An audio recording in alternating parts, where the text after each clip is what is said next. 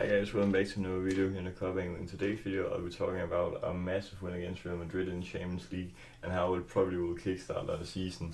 Will we at least everybody hope for that?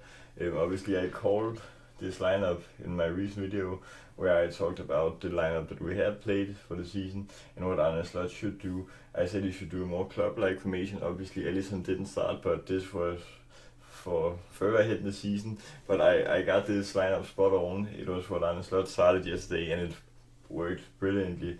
I'd also say it was a great test to start Wirtz at left wing because I read he created more chances in 5 chances than what the Real Madrid team did combined, or I think they also made 5 or at least 4 combined chances. So he was such a great player, Wirtz. Obviously he made a perfect square ball to Soboslai early in the first half, in which Courtois simply saved. I'll come on to that later because Courtois was crazy once again. He's a very great goalkeeper. And then while we dominated, and as I said, Courtois saved Real Madrid too much in this game. We had 9 shots on target and 2.5 in XG without even having a penalty. So that's quite insane average. Obviously we didn't have most possession. That actually shocked me a bit because when I watched the game I felt that we were more dominant on the ball also, but maybe that was just because of the big chances in which Courtois saved. I also want to point out that Real Madrid got 5 yellow cards, but I think Jude Bellingham could have got 2 yellow cards. He made some quite reckless challenges. But yeah, obviously 2.5 XG against probably the best team in the world in Real Madrid this season, together with Bayern, I think, because this was only Real Madrid's second loss this season. The only other game they lost was in the Madrid derby against Atletico early on in the season. They obviously also won against Barcelona just 1.5 weeks ago, so they are not a bad team this season. So it was a massive result for us, and it would have been gutting if we didn't win this because of a Courtois masterclass again, because obviously he did it in 2022.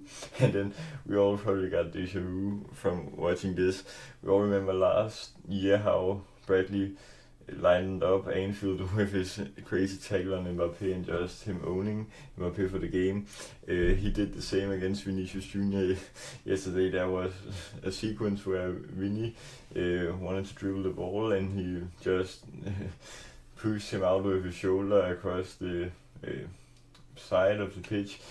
That was great banter, but obviously Vinny didn't get any success against Bradley yesterday. He was crazy good, Bradley, and I think if he continues like this, then he's simply just a crazy right back. And obviously he's a lot better defensively than Trent has been in all those years. And I also want to comment that Trent, when he got on to the field in the last 10 or 15 minutes yesterday, he got a lot of boost.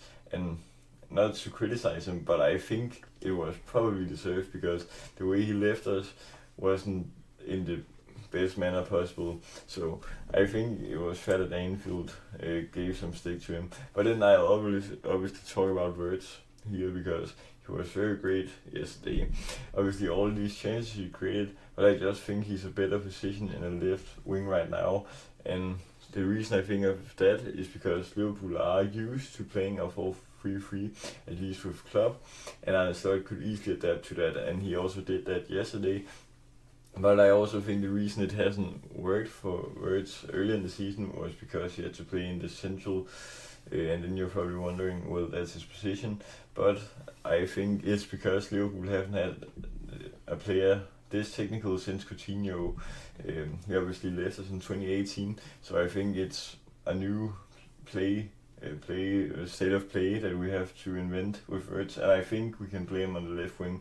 That would be so great because he's more free there and has some better angles to make crosses and maybe also shots. So I think we should continue with this 4-3-3 formation, as I also talked about in my recent video. Then so was like, wow, he was great. On everything he did was super great. Taking apart the chance he missed from that perfect Wirtz pass, but I just say he was very great. He was pressing super well, and he had some good long shots in which Courtois just made wonder saves again. But So it's like he's so great this season. Obviously, last year he was also great, but I think this year before that simply didn't have the best of seasons. Or well, he started well on the club, but then it dipped his form. And then last year wasn't the best. Well, he was good, but he didn't reach the levels of McAllister or Gravenberg last season. He was still great last season, though much better than his first season. But this season, he's probably our best player, and I'll make a video on that in the next couple of days also. But I just think Soboslai's rise this season has been super great because at the end of last season, where we didn't know where our state of play was because we had won the league and we didn't know what to do, and obviously while signing all these players, it would be exciting to see who of the routine players, I'd say, would rise in energy and skills and stuff like that. But I think Soboslai has just been so great. Then obviously there's also some great squad chemistry here because Soboslai got the man of the match, and this is what he posted on the Instagram story. He tagged McAllister and said, "You're welcome," because obviously the assist from a free kick to McAllister's header.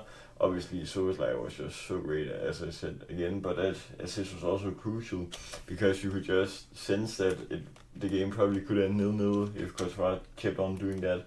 And he also did after the goal, so he did everything to save Real Madrid. But he couldn't stop this great cross from Soboslai and this great header from McAllister. And the next point is obviously McAllister. It hasn't been the best season for him, but yesterday he was immaculate. He did everything right. Also, apart from the goal, he was very great in the passing sequences, but also in the sequences with pressing the Real Madrid players, as the rest of our midfield. If our midfield continues to play like this, then we once again have the best midfield in the Premier League, as we had last season. But I think it slightly dipped at the early part of the season here because, there's nothing to expect. When we lost 4 games in a row, then you can't expect much from all our players because at that point it's just a collective drop off from our players. But it looks like we're back. The 2-0 performance against Villa this weekend was also very great, and the 1-0 win here was very dominant. So if we can dominate like this in the next couple of games, that would also be great. And then obviously, as I also talked about, the perfect overall midfield performance, and I also think it has helped to put Soboslai in the midfield and not on the right back. He was very great at right back, but then you just miss a lot of the creativity he can create on the midfield. And I also think Bradley is a very, very great right back. So I think we should continue like this and then play Wirtz on the left because, as I also talked about, it gives him some more angles and some better positions for him to attack in. And then obviously Gravenberg is just always consistent, and then McAllister with a crucial goal in a 1-0 win. Obviously, he also scored last year against Real Madrid, so he loves going against them. Then this was obviously our best game so far this season, and I hope we can continue. The next 4 games are against City away, home against Nottingham Forest, home against PSV in the Champions League, and away against West Ham in the Prem. I'd say obviously City is a tough game, but the games coming after this are also, this is a bit smaller, but Sunderland at home, Leeds away, Inter away, that's tough obviously. Home against Brighton, then there comes a tough one against Tottenham away, but obviously Tottenham haven't been the best at home, so that's probably a good chance for us. Then home against Wolves, home against Leeds, away against Fulham, that's quite tough, and then away against Arsenal. So I'd say in the gap between the City and the Arsenal game, then we have great chance to close up to Arsenal in the league. And then obviously in the Arsenal game we could gather 3 points on them if we win, but that will also be hard. Then obviously tough game against City. Next, I don't know what to expect because Haaland is scoring all their goals, so I'd say if we can close Haaland down, then we should be able to win. And if we continue to perform like we did yesterday, then we also should win regardless. But the game could end 2-1 to either side, or it could end in a 4-4 draw or something like that. Liverpool Arsenal draw back in the days with Sharvin scoring 4 goals. Or else it could be a 4-0 win to your side. You just can't predict a huge game like this, but it will probably be tactical, and I'm excited to see how our new players all playing a huge game against City, because they obviously have played against Arsenal. But yeah, I'm so excited for the game and I hope we win. But yeah, guys, that was all for today's video. I hope you enjoyed. Remember to like, subscribe, and share with all your fans. Till next time, peace.